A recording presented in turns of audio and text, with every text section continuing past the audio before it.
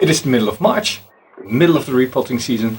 I am repotting all my trees in the next couple of days. In fact, yesterday I already repotted some 40 of them.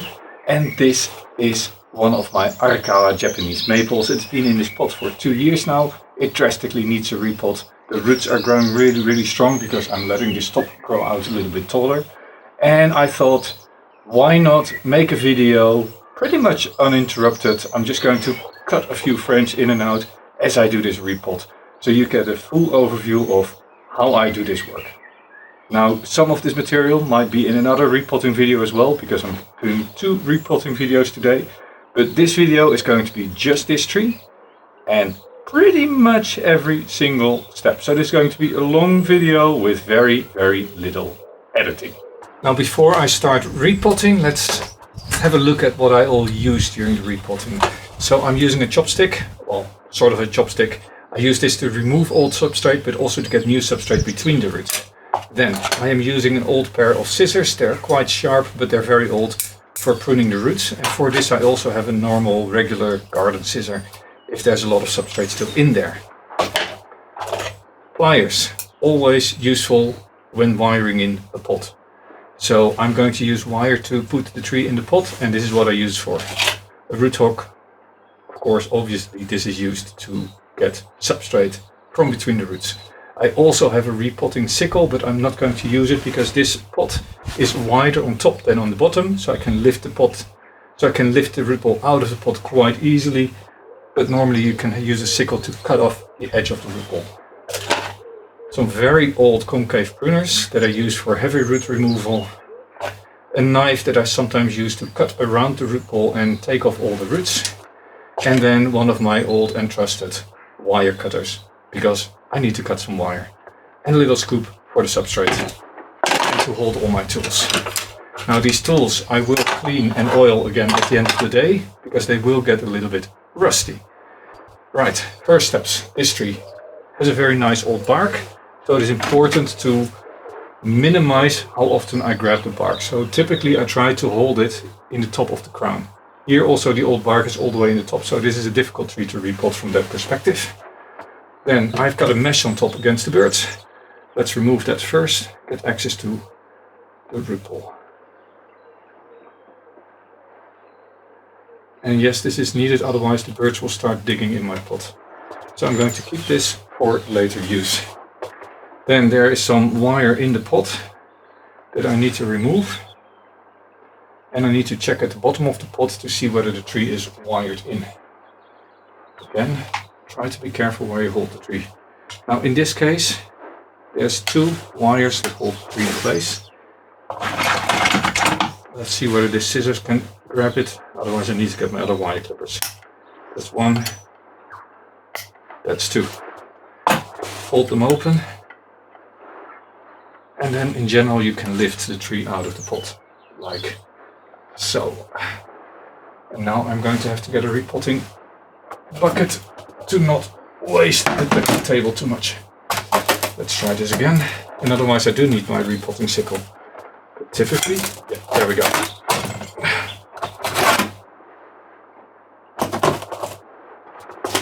Now, if I take a look at this tree, right, you see the root ball is completely dense, compact. There's some young root tips, a clear sign this tree has woken up, but they're quite short still, so the tree has not been growing all that long. Perfect timing.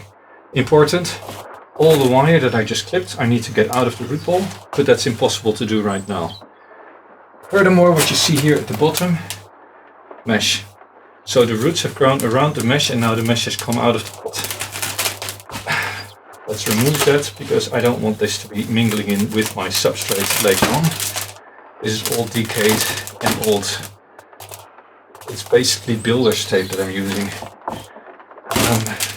There we go. That's for the waste bin. Let me get some new mesh, switch off the camera and be right back once I've thrown this away. Now, before doing anything else, it's important to get the pot prepared for the potting up, because now the root ball is still cohesive. There's a lot of substrate. I'm going to prune the roots, but once I've done that, I've got a lot of loose roots in the air. and I don't want those to dry out. Now for this, I have 5 drainage holes, which is really great. You actually can see how much I paid for the pot. Normally I would take a mesh like this, that you can get in hardware stores, and I cut it in sizes and I put them over these holes. But because there's 5, that's too much work for me.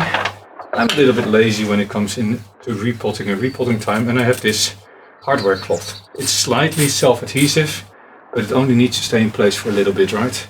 Once there's substrate in the pot, it will stay.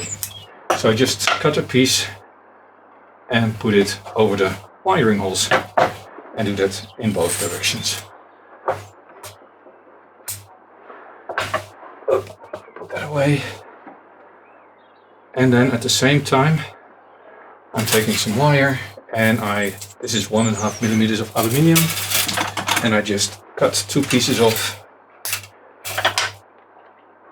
that I'm going to put through the wiring holes. You can do more. I find 2 is typically sufficient. That gives you 2 loops to put around the roots, and it will hold the tree in place. Now I'm going to have to flip the pot upside down to put it in, and then this mesh will fall out again. So I'll take it aside, turn them over, and what I like to do, I like to find roughly the middle and then pre-bend these for the wiring holes. That way you get a nice straight fit.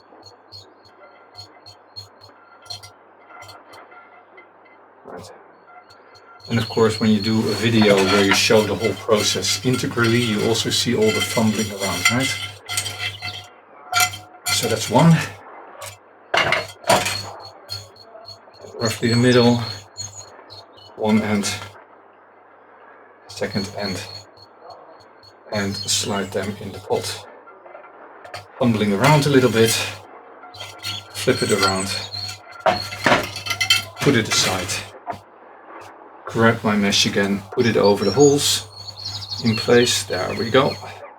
And then what I like to do is straight away grab and put some substrate on the bottom. That way the pot is completely ready to receive the tree once I'm done with all the root work. This should be plenty. And now we can put this aside for later. And dig for the tree again. Let's bring the tree and the repotting bucket back up. There we go. And I have a pot somewhere here. Here we go. My vital repotting aid. Why is this a vital repotting aid? Well, basically I can now work on the roots without having all the substrate in the way. I don't have to hold the trunk all that tightly because it just sits here a little bit over the surface. And you can see now I'm going around loosening these roots up, trying to get all these circling roots off the pot. So now once I have all these, I can gently go deeper, but I first want to go around 2 or 3 times to try to get as many as possible of these circling roots.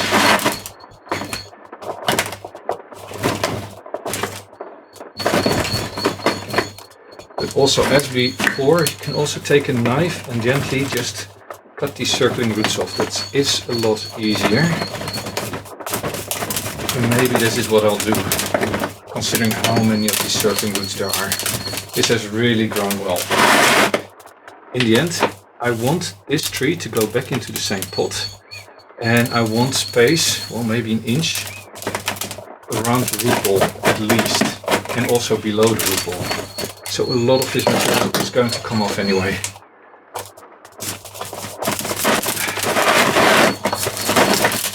This really is the ugly work.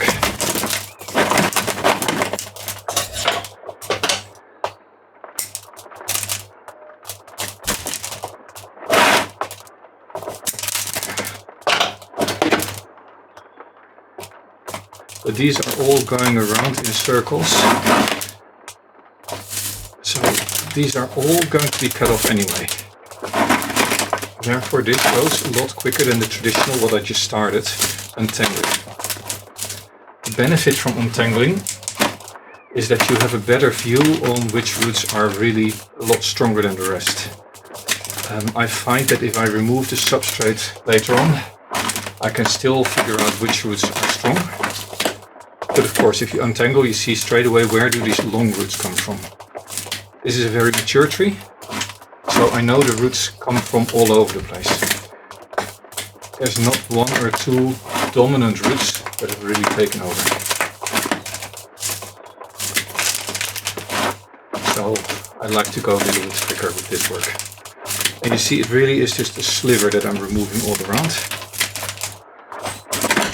Just enough to get access to the rest of the roots. This circling is really only on the outside of the root ball. Inside, there's no circling typically. So this is all garbage, right? If you do like this sort of content, have you considered subscribing? If you have, drop me a comment. Let me know what you think of these types of videos. Talking about garbage, I do reuse this substrate. So this substrate goes in a large bucket, I dry it, and in summer, when it is all dry, I sift it out. I remove all the organics, basically, and I sift it to size, get all the fines out, might add a little bit more organics, and then I put it in a bucket for use in spring. And that's the bucket that I just showed you, is one of those cleaned out substrate. Now this is a tree with rough bark, so I really need to remove all this moss from the trunk as well. I do this roughly now during the repot. I might take a little brush with algae remover and moss remover and smear that on the trunk after the repotting. To be honest, that is still in storage in my basement, so I need to bring it out, so I can't do it integrally now here. But just keep that in mind. Treating your moss with algae remover and moss remover, as long as it isn't also a herbicide against weeds, is perfectly fine and really aids in keeping these coarse bark species nice and clean. After winter, of course, you need to reapply. It's been so wet that then even the moss overtakes. Typically it works for 3 to 6 months. So once or twice a year you need to add it. That was the first piece of wire. Slowly I'm now getting to the point where I can start teasing the substrate out. Here is another one of these holding wires that I cut at the bottom of the pot.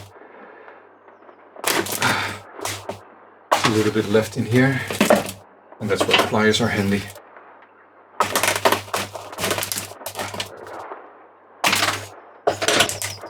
And now it's just a matter of going around and around, getting a lot of the substrate out. But before I do that, now that the moss is gone, I'm going to flip it on its side, because now the root ball still has some integrity, and I can look at the blades. Be careful not to put the branches on the ground. This is not an easy process. Now, all the roots that are thrown down, you can pull off the root ball and then also prune back.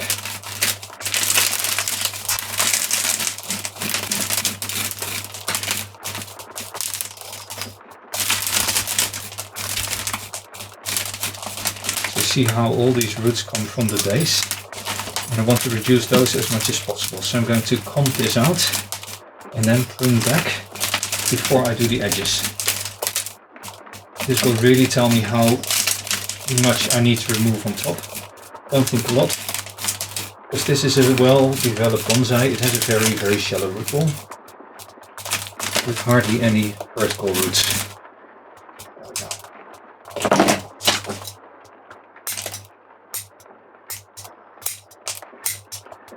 You want this to be as short as you can,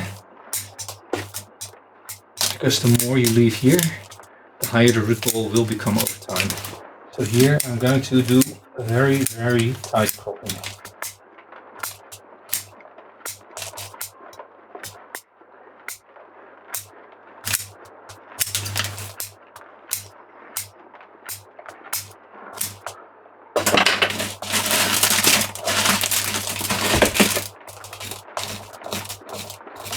And you see how having this on a pot really aids, because now the branches don't directly hit my repotting area and the substrate just falls down.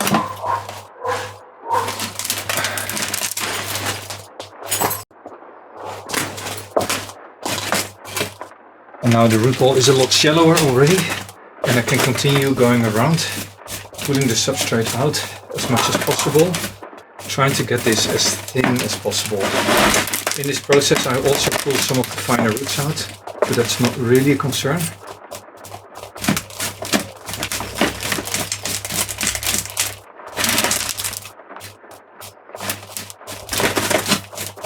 And the aim is to make sure that all the way till the core of the root ball there is some substrate removed. So you see here, this is now open, sort of a wedges that you pull out so that you get new drainage in here. I'm not cutting all these roots off. I do like to keep some of the roots in place. Now here it is still quite thick. And this is a process of multiple iterations, right? So I do this now and I still remove some of the moss where I see it. And then I might flip it on its side a little bit again and do the same thing again. Now here this is still a lot. So let's see whether I can grab this and cut it off. Because these are still partially circling roots. And they all sit at the base.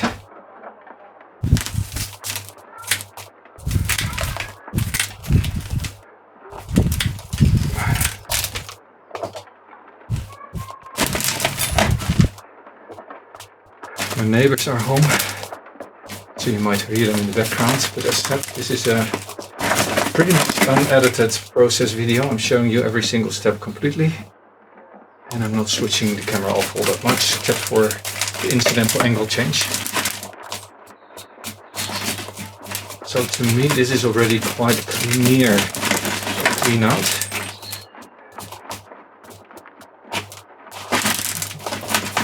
I still need to find the other wire that held the tree in place, and I think I found it here. No, this is another piece of wire. I don't know why it is in there. Typically this is a sign that I want to remove a root, but I'm not gonna. I am going to remove this wire here.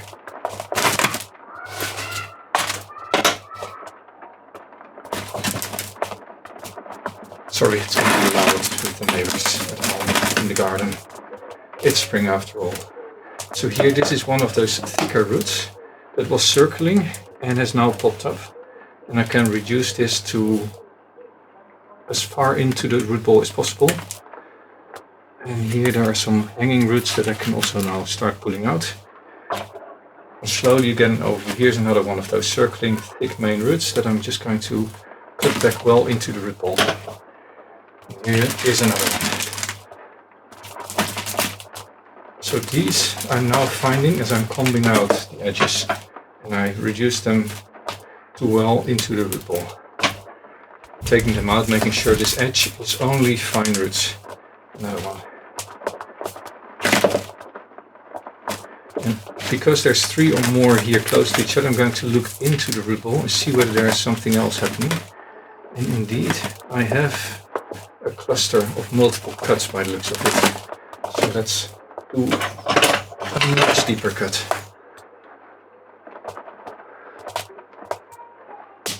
There we go. So this was a clump that has been cut at the same point several times, and that gets ugly. So now by removing this, I create more space here for the finer roots to take over. And there we go. There's also the securing wire. Now this comes up. I don't like roots that come up. And I just cut those flush.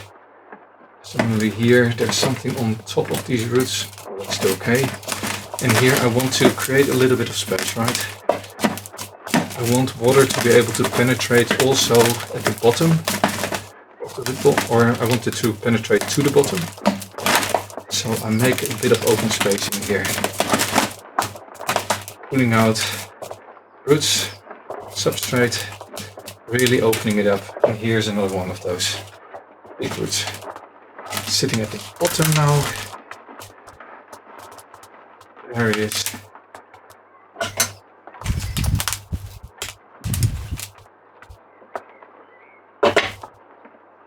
There we go. All this here is not really viable. It sits too high. Another long, thicker root. This see how now the root ball is very, very shallow already. And once I'm completely around, and I've really gone in everywhere, because you need to go in and really pull out substrate, I can go back to the bottom of the root ball and prune back the bottom even more. And I want the edges of this root ball to be really nice and tapering. So not a crude cut, I want it nice and thin here, the edges. I'm not a fan of washing out my root balls. Then again, I've got very stable substrate, it doesn't fall apart all that much. And I find that if I don't disturb the whole root ball completely, the roots recover quite quickly and the tree starts growing. This year I will need to use a little light brush or my tweezers to really get all the moss off. But as I said, I'll do that after the repotting, because I don't actually have my anti-algae spray here. I'll just remove as much as possible now, and then I'll go back in after the repotting.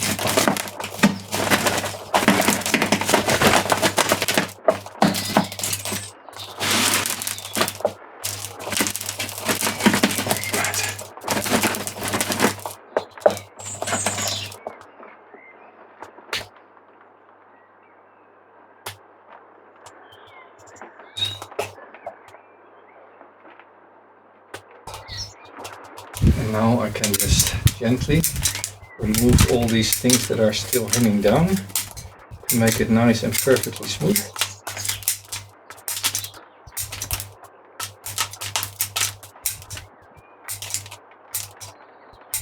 And reduce the edge even further.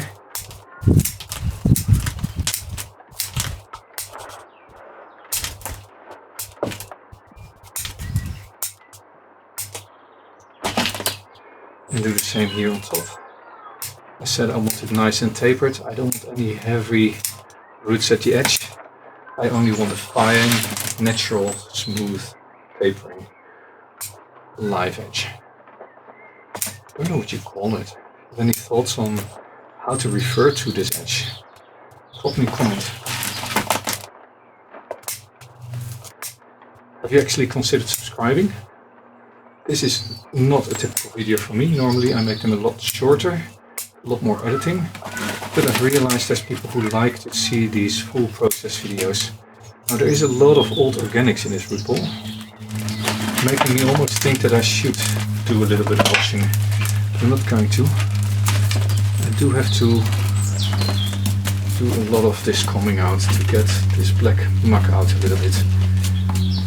Let me just get a tiny little brush here to get some more of this moss off. And this is really just to remove moss, but be careful because the bark can get soft if it is wet.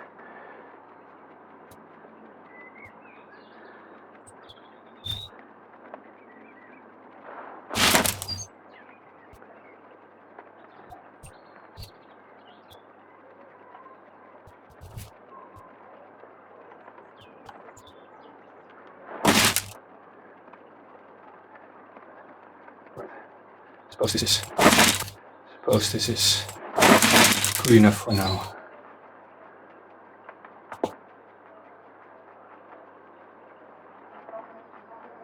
What you might notice is that quite a big part of this root ball is actually covered by substrate, and that is on purpose. I still want young roots to form, like this one here. This is a young root, but there's also other young roots here. Because that will create a better nebari, and I am growing this tree out still a little bit. I want the top to be taller than it is now, so I'm planting it quite deep in the hope that this triggers new roots to form. I bought it from a club member who had been growing it for 40 years, which is why you have such an old tree. But I didn't really like the styling, so I'm really redoing the styling, but I'm not going to allow it to get too much out of control. Right, so that's most of the moss gone. Most of the roots have been combed out. I would say this is pretty much as far as I want to take it in this repotting. Final round to clean up the last bits and bobs and really make sure there's this little openings in the root ball for new substrate. Any moss that I still find, trying to squeeze it out a little bit. I'm not going to stop moss from growing on the substrate, right? But, well, clean start is a clean start.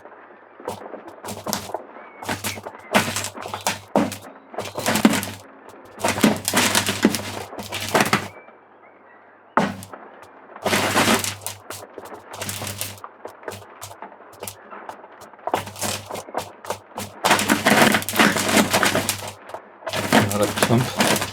Let's delve in.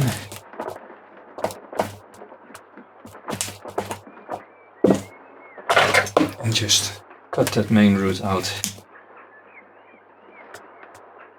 See, another thick root that was really keeping this together, and now there's space for these younger roots to take over. And by continuously pruning back these heavy roots, the nebari starts spreading because more new roots are stimulated to form. This is a lengthy process, right, if you want to do this properly.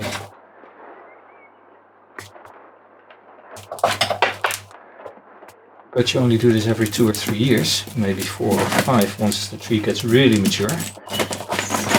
So you only have one chance every 3 or 4 years to improve the root ball. Better take your time and do it well. Something is cluttering this area. So if you can't get your root hook through, really look at the roots and see what's happening there and clean it up. There we go.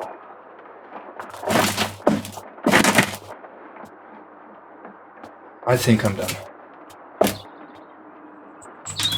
Now the front of the tree is here. Also the nicest part of the root spread. The top is going to be grown out. Let's now get this into a pot. And a little bit of moss here.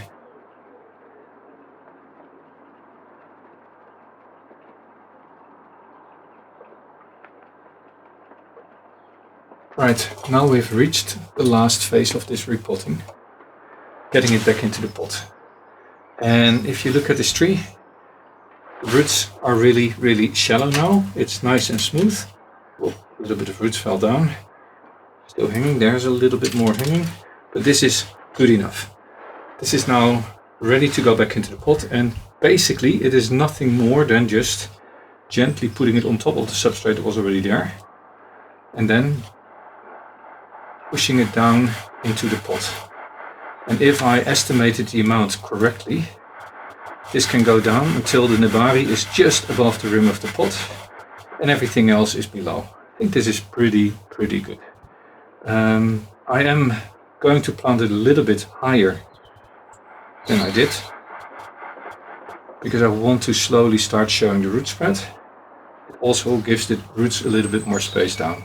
I see there's a little bit of space between the root and the wall of the pot, which is nice. I'm going to thread one end of this wire underneath these surface roots, if possible. There we go. But it needs to come back up there. This is also a little fidgety. You can take a chopstick and pre-drill a hole, or you can even put chopsticks over the root ball and wire those down. I prefer to just have the wire threaded through the root ball a little bit and then come back up and hold it in place. As before, the main aim of this is just to make sure... Where's my chopstick? There's my chopstick. The main aim is to make sure the tree stays in the pot as it roots into it. It's not such a crucial how exactly. As long as it doesn't squeeze off roots, it holds the tree down. And ideally you don't see it. And the same from this side. I'm trying to go underneath through the root ball. And it comes out. Pulling it over, and then I can here on this side just connect it to wires and do it on the other side as well. In principle now the tree is already secure in the pot, and I just take my pliers, tighten them. So I pull the wires and then I tighten. Pull, tighten. And do the same thing here on the other side.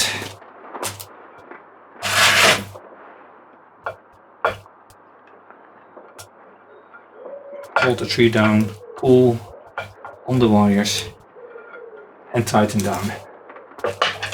Cut them off and be done with it. Don't overthink this.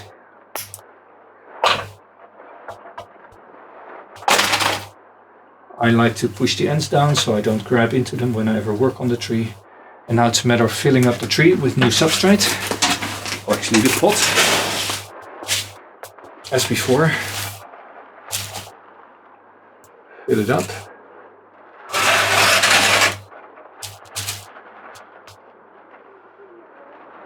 And use a chopstick to really get the substrate in between the roots. That is now very important because the root ball has been reduced significantly. A lot of the substrate is out from between the roots. So I like to go in and I go from the inside outwards, trying to wiggle some of the substrate between the roots. And of course, by pushing the substrate into a mound and then putting the tree down on it and pushing down, you make sure that there's substrate also at the bottom of the roots, all between the roots. Now I like to fill my pots a little bit further than it looks like it's needed, because I know that the substrate will compact a little bit over the next couple of weeks as it settles. And I do this all around, and once I'm done all around I fill up a little bit more and then I water. And watering I do in 2 or 3 goes. This substrate is so dry it will not take up water straight away. So I water, I will just give a few places some water and then I let it sit for half an hour and I water again. Let it sit again and I water it again. Now when I have the feeling that no more substrate falls through and it doesn't sink all that much anymore, that is the time that I smoothen this out and fill it up. And then I do another round of wiggling and twiggling. Basically, with that, we've come to the end of this repotting. This tree can go now back into the garden. It sits a little bit too high, to be honest. I think it could go a little bit deeper. But we'll see what this looks like over the season. Yeah, planted it a little bit higher than I wanted. I put a little bit too much substrate in there. So I could now pull it out of the pot and replant it, but it's not dramatically too high.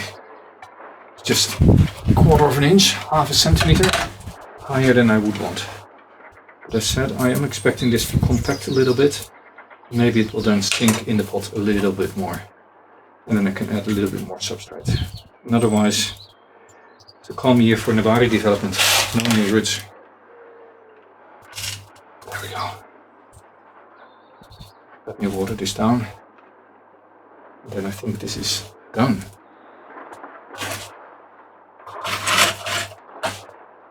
And basically with that, this is all done. I will refill a little bit at some point, but for now this tree can go back into the sun. I will fertilize it in a week or 2 because there's lots and lots of fine roots. It's going to be nice and warm during the day. At night, just a tiny little bit of frost, just enough to freeze the surface of the pot, nothing to be too worried about. And yeah, this should have no trouble at all starting to grow again in the next season. And if it does, well, I will tell you in another video, but this is it. This is how I repot my Japanese maple, and I'm now going to put back in the sun.